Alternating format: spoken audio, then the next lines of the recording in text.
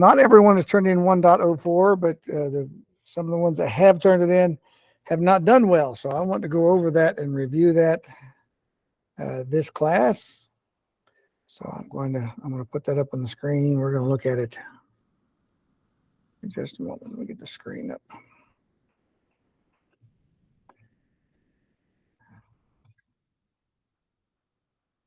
Okay. Like I say, I'll record this so anybody that needs to review this later. All right, so we're going to look at, let me pull this up, a student view of it. All of you guys need this assignment. I mean, the ones of you who've turned it in need to resubmit it because it wasn't scored very well. And if you haven't turned it in, it's a good day for you. All right, so let's go look at the 1.04 assignment. Hello, Alexis. I'm reviewing the 1.04 assignment here. So I haven't looked to see what you scored on that, but if you need to redo it, I'm looking at it right here. So it says for the assignment on page 6, you're choosing option 1, work alone. So let's go to page 6 where the assignment is at the end of the lesson. When I scroll down, oh, here it is, assignment. Option 1, work alone. See, work 2 is when I pair you up with other people, make with other people. So this is option 1, work alone. So this is the 1.04 assignment. This is where I find it. All right, so it has this big graph, and it says after a dreary day of rain, the sun peeks through the clouds and a rainbow forms. You notice the rainbow is the shape of a parabola. So this is supposed to be the rainbow. And they've represented on a graph with the equation y equals negative x squared plus 36. And here's the assignment. Here's the things we have to do. So what I'm going to do is, this is how I would do this. I'm going to go to my Google Drive so I can create somewhere to do this assignment. All right, so I'm going to put this virtual folder here. All right, so I'm going to create a new document. Got a new blank Google Doc. And I'm going to go copy this assignment because there's a lot of questions to answer. I want to make sure I don't miss anything.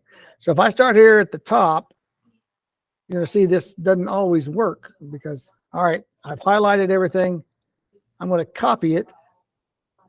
And when I go to paste it over here, it gets the words, but it doesn't get the graph. Oh, there comes the graph. Okay, now we got it. Sometimes it doesn't pull things in. Sometimes I may have to copy the graph separately. But, you know, I can just right-click. Click. I can just right-click on the graph and just copy the image if I need to copy it over separately. But this worked okay. All right, so I have this graph. And says this is a rainbow. So here's the questions I have to answer right here. So I'm going to put some space between them. All right, so I'm putting space between number 1, 2, and 3. So I've got room. All right, so let's look at what I'm supposed to do. In the distance, an airplane is taking off. As it ascends during takeoff, it makes a slanted line that cuts through the rainbow at 2 points. Okay, that makes sense. If an airplane took off, it would go through the rainbow at 2 points.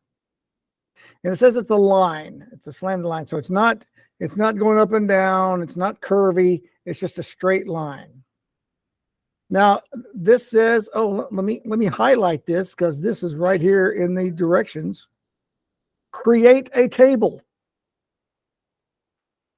of at least 4 values. I'm going to highlight that as well. Just reading the directions. Create a table of at least 4 values for the function that includes the 2 points of intersection between the airplane and the rainbow. So I'm supposed to write a table that has 4 values that shows 4 points that the airplane went through. 4 points. That includes, I have to include the 2 points where it intercepted the rainbow. So I need a straight line. I need 4 points on a straight line, and 2 of those points should be the solution of the systems of equation, right? Where the straight line and the parabola intersect. So let's see, how would I do that? I can start looking at points, but how would I know for sure if they're all exactly straight? Well, the easiest thing that I'm going to do this, it give me the equation, negative x squared. Now that's a squared. It doesn't look like when I copied it, I lost the squared. So if I want it to look right, I can go make it a superscript, and that'll at least take the 2 up in the air. So I'm going to copy this. Make this size 14. Make it bigger than 6. I'm going to go to Desmos. Desmos graphing. Graphing calculator. There we go. Go into Desmos. And I'm going to put the equation that I have for this parabola. So I can put that on Desmos. Y equals negative x squared plus 36. Okay, so when I go to Desmos, y equals negative x squared plus 36. Okay, so if I scroll out here, this is the same graph that was provided. Now theirs is wider. I can make it look wider if I want to. I can say, okay, make the x's just go from negative 15 to positive 15. See, that just, I told it to shorten how many x's it's showing on the screen, and now it looks like the one that they did here. They went from 10 to 10 and negative 6 to 40. So I can make it look the same. But as long as the equation is the same, it's going to be the exact same parabola. But I need an airplane to cut through there. So let me say, all right, I'm just going to make the line that the airplane's going to go. Y equals, let's see, what kind of slope would I have it go? Maybe it's going to go 3x. That'll make my slope 3x. Maybe that's too steep. Maybe I'll make it 2x. 2x. Oh, now I made 32x. 2x. And I'll say plus 15 or plus 20, maybe. Wherever I want to do. Okay, so now I have my airplane cutting through the rainbow. And I'm supposed to create a table that has 4 points from this line, including the 2 points of intersection. That's a point of intersection. That's a point of intersection. I have to include those 2 points on my table. So I'm going to go back here, and it told me to create a table. So I'm going to click here and insert table. I can do that right here in Google. And I got to have 4 points. So I'm going to make a 2 by 5. It made it really big. I don't need my table to be that big. So I can grab the ends and shrink it down. So with a table, you have an X and a Y, right? So I'm just going to make this look good. I'm going to center it just because I want it to look good. So I need 4 points. So what's my first point? I'll do this point. That's a point that the airplane, that's when it's on the ground. It's at negative 10, 0. So I'm going to put that in my table. The X is negative 10 and the Y is 0. Then I'm going to do my first point of intersection, negative 5.123. Negative 5.123. And the Y, when the X is that, is 9.754. All right, I'll do this point here, 0, 20. And I'll do my other point of intersection, 3.123, 3.123, and the Y is 26.24. 26.24. Okay, I guess I can make that a little wider. There we go. Okay, so I just did what number 1 said. It said create a table, at least 4 values. I can put more if I want more than 4. And I included the 2 points of intersection between the airplane and the rainbow. Because I went and looked at it here to make sure I got it right. Otherwise, I'm going to have to do some math, I could do it with this equation and figure out when those equations are equal and solve it for the systems of equation. But I'm solving it by graphing. Remember, we learned how to do it by substitution, by elimination, or by graphing. Graphing was easier in this case. All right, so I'm done with number 1. Number 2's got a lot of questions. Look at all these questions. All right, it says I'm supposed to analyze the 2 functions. So one function is the rainbow, and the other one is the airplane. What is the domain and range of the rainbow? Explain what the domain and range represent, and do all the values make sense? Why or why not? All right, let me give myself some room to answer this. All right. What is the domain and range of the rainbow? Well, the rainbow is the red. What's the domain? The X is going to keep going to negative infinity, and they're going to keep going to infinity. So domain is from negative infinity to infinity.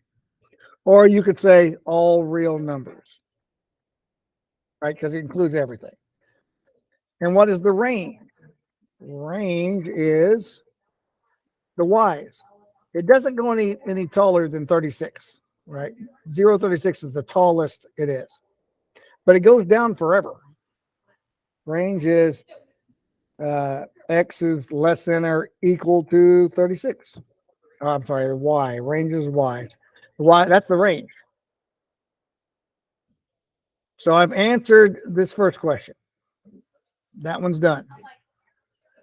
I answered this one, so I'll put that in bold so I notice it. Now it says explain what the domain and range represent. Well, domain is the width of the rainbow. Range is the height. See that? That's the how high it is. When we look up here at the diagram, and that's our rainbow, that's the height. All right, so I've answered this now. Now, the next question says, do all the values make sense in this? And I'm going to highlight the words in this situation. All right, so let me ask you, put this in the chat. Do all the values make sense in the situation? Domain is all real numbers. Range is every number is smaller than 36, which means -8, -4,238,000, 0, 20, 33. Can anyone tell me if that makes sense in the situation? And why or why not? So that's part of the same question, really.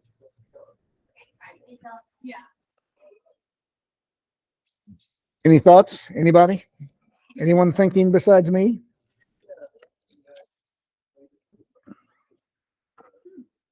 I think it does. Okay. So let's think about this. What is the situation? Situation is this is a rainbow. So we're saying the rainbow goes from -infinity to infinity is the width. And the rainbow goes from 36 feet or meters or whatever this scale is down forever to -infinity. That is the height of the rainbow. So if this is a word problem, this is representing something real, a rainbow. So in this sense, the domain and range do not make sense in this situation because the rainbow does not go below ground. The ground is 0, but the rainbow stops when it hits the ground. So really, these parts that's below 0 don't even exist in the real world, not with a rainbow, because the rainbow is only where there's light, with the moisture and the light mix. So when it hits the ground, that's the end of it. So it's only this wide from -6 to 6. It's not from -infinity to infinity. Does not make sense in this situation. So say not. All right, so that answers all of the first questions. Now the next question, what are the X and Y intercepts and what do they represent? So let's highlight that. Give myself some space to answer that. Okay, so the X and Y intercept. Well, all we have to do is look at the graph. The X intercepts is -6 and 6. Like right now, she's going to meet Stephen. I don't think I'll need to bold that. Y-intercept is 36. That's where it crosses the Y. You can put them as -6, 0, 6, 0, and 0, 36. That's fine too. You can list the whole point. But if I ask an intercept, I want to know where is it crossing the X, where's it crossing the Y. What do they represent? The X intercepts represent the width of the rainbow at the ground, and the Y intercept represents the height. of the rainbow. Right, that's what it's going to represent. That's the widest part. That's the width at the ground. And this is the tallest part where those intercepts are. Okay, is the linear function you created with your table positive or negative? Well, we created an airplane, right? Is it positive or negative? Is this a positive line or a negative line? What is the slope? The slope of my line is 2. That's a positive 2. It's a rise over run. It's going up as it goes to the right. So it is positive because the slope is positive 2. Increases as it goes right. That's a positive slope. If you had your airplane going the other direction, maybe your plane was taking off on the right side of the screen and going up. Well, that is considered a negative slope, right? That's a decreasing line because as the X gets bigger, the line goes down. So it just depends on what you did. Either answer could be correct. Just depends on the airplane line that you made. All right. What are the solutions or solutions to the systems of equations created? Well, we know from the lesson about graphing a systems of equation, the solutions are the points where they're equal to each other.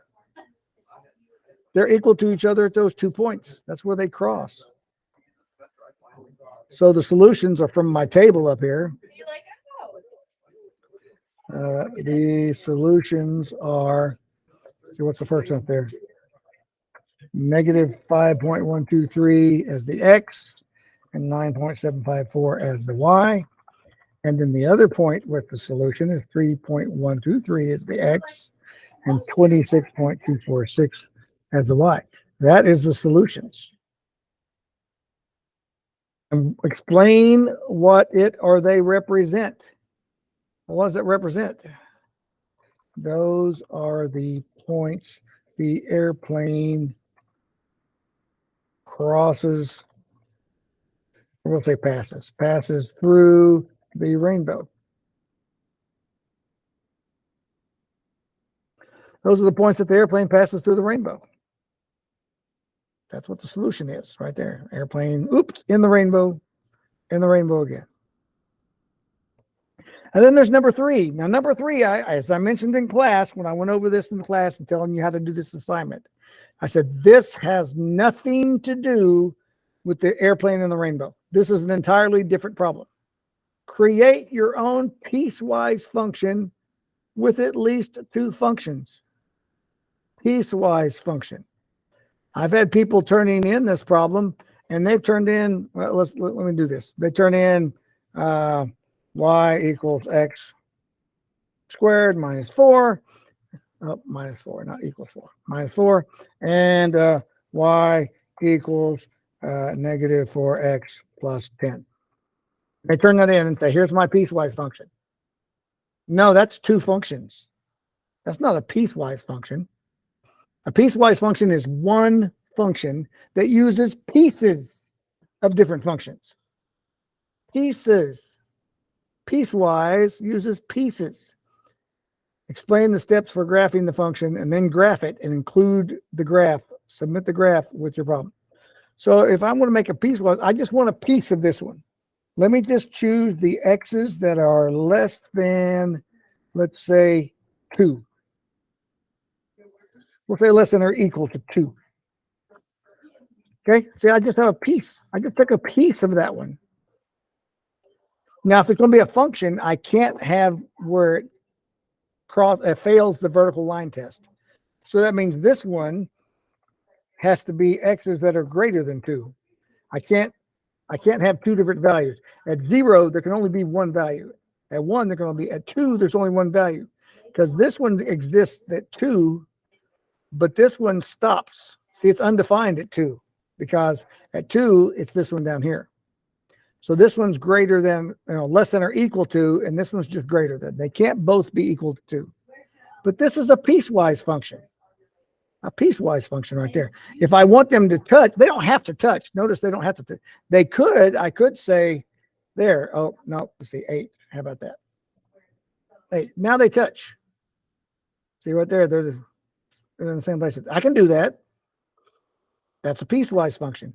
So my function would say, let's see, f of x equals, well, f of x, you actually would supposed to make a squiggly here, but we can't really do that. Let's see, can I make a drawing? Let me see if I can make a drawing just for the fun of it. All right, how do I do this? Is there a pencil somewhere? Shapes? Nope, don't want shapes. I want a curve. So I want to, that's not curving. Ah! Something like that. Save and close. Let's see. Yeah, that's not real good. If I was drawing it, but I'll do it this way. Equals, what does it equal? It equals x squared minus 4. X squared minus 4, and then I'll put a comma when x is less than or equal to 2. Less than or equal to 2. And it equals negative 4x plus 8. Negative 4x plus 8 when x is greater than 2. So this is my piecewise function. When x is less than or equal to 2, I use this function. But when it's larger than 2, I use this function. And here's the graph. I can take a screenshot of this because it wants me to turn in, remember to submit your graph. So if I say, okay, take a screenshot of that, I'll go over here and I'll include the graph. Now I'll make it smaller. It doesn't have to be that big. And there's my graph I've included. I've included a graph with it. So that's it. That was the last problem. Create a piecewise function, which I did right there, with at least 2 functions. I could do more than 2 functions. And explain the steps for graphing it. I guess I didn't do that. Graph x squared minus 4 from the 4 x's from negative infinity up and up to and including x equals 2. Larger than x equals 2, graph negative 4x plus 8. So I say, start graphing using this graph from negative infinity up into including x equals 2. And when it gets larger than x equals 2, then use this graph. And so you do that. You start graphing here, and then when it gets to that point, change and use the other one. And that's my piecewise function. But that is a piecewise function. So you can graph it by hand or using software and include a copy of it. So I titled this 1.04. This is my fake student account. 1.04 fake student. So I made this Google document. So, excuse me. Now I'm going to go back to Buzz, and where it has turn it in, I'm going to choose right here, Google file. I'm going to go to Google file. I'm going to choose the Google file. It's saying, okay, whose Google account? Oh, there we go. It says, okay, which file are you wanting? Well, let me see. 1.04. The one that includes 1.04. There it is, 1.04 fake student. So I take that and select it. There it is. And I submit my work. I've turned it in. I included that document. It's now turned in and waiting to be graded.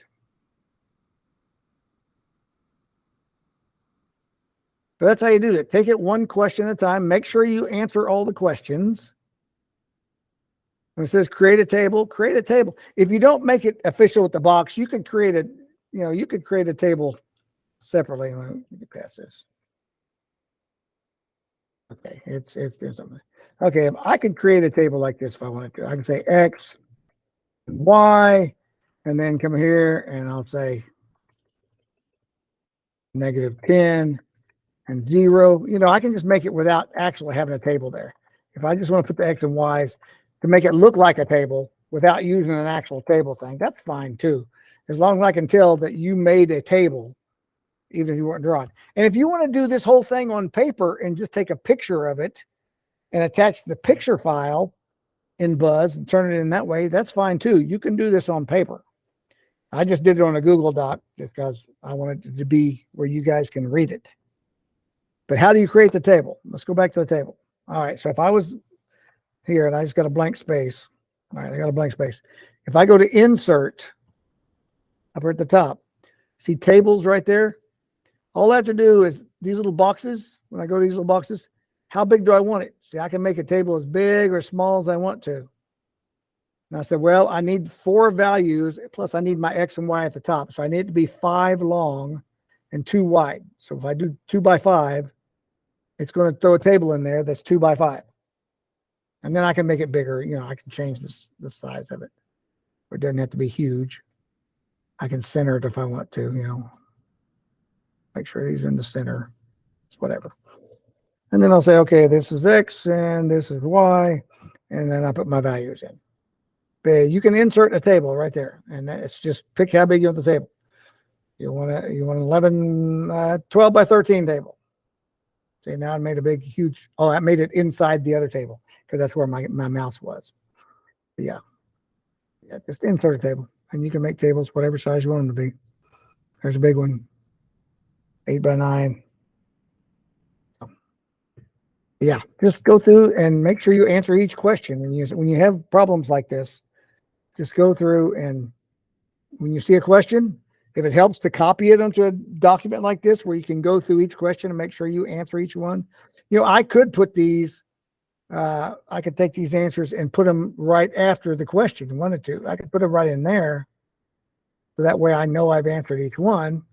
But as long as you've got the answer somewhere, you're fine. So this would get full credit because every answer is there. And it looks to all be correct. See, this does have everything it needs to be correct. Of course, I took out the table, but we gotta put the table back. But anyway, there we go. Take all that back. Put it back.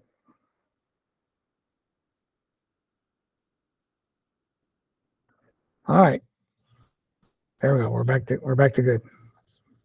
So that's it. That's how you need to work through these things step by step. Look and see what it says. Is that what I did? I have it answered. And if you're not sure, I have had students in Algebra 2 this year that had this and they emailed it to me first. Mr. Brock, does this look correct? I was going to turn this in, but I'm not sure I've got this correct. And I looked at it and said, oh, no, you didn't do a piecewise function. You just did 2 functions. It needs to be, and I emailed them back and told them what needed to be corrected. So they got that corrected before they turned it in because they weren't sure if it's right. That's fine. You can email stuff to me and have me check it before you put it in Buzz. I don't mind that. But yeah, remember a piecewise, and it could be any 2 functions. It doesn't have to be a parabola and a line. It could be 2 lines. I think I'd say this was just 2x plus 2. See, 2 lines. That's a piecewise function. As long as they don't overlap. If I did this, it'd be let me do this way. 2. If I did this, now it's not a function because it fails the vertical line test. Yes, you can redo this assignment. I will go through and make sure that it is set to allow a redo. But yes, you can delete what you submitted and submit something new. And I'll make sure to let you do that. But oh yeah, so when I was talking about this, it doesn't have to be a parabola and a line. It could be 2 lines like I've got here. Just make sure they don't overlap. They have to stop somewhere. Okay, maybe one is the point where they change. And it doesn't have to be, it can be whatever. Maybe I did a sine of x. Oh, remember trigonometry? We can graph a sine wave. See, and it stops at 1, and then this one starts at 1. As long as it's 2, and you could do more than one function. If we wanted to do y equals 3x minus 5, and from that one, we're going to say x is greater than 6, means we're going to go back and change this one to be 1 is less than x is less than or equal to 6. Oh, squigglies on there. That's the piecewise function. It goes here until it gets to the end of that. At 1, anything bigger than 1, it jumps up here. It goes all the way in here until it gets to 6. And then at 6, it jumps up here and goes that way. So piecewise function, pieces of different functions. So however you like to do that. All right. We looked at a lot there, but that seemed to be a common issue that more than one student was having. So I wanted you to get a good look at it and see how to do that correctly. So I will go back and make sure that if you want to redo it, it gives you that option. And so you can correct that and get the most points you can out of it. So, all right, guys, any other questions? This is good stuff. This is what this is for. Just come in and just make sure you understand. All right, yep, it should allow anybody to redo it at once too. So, but otherwise, go have a great day.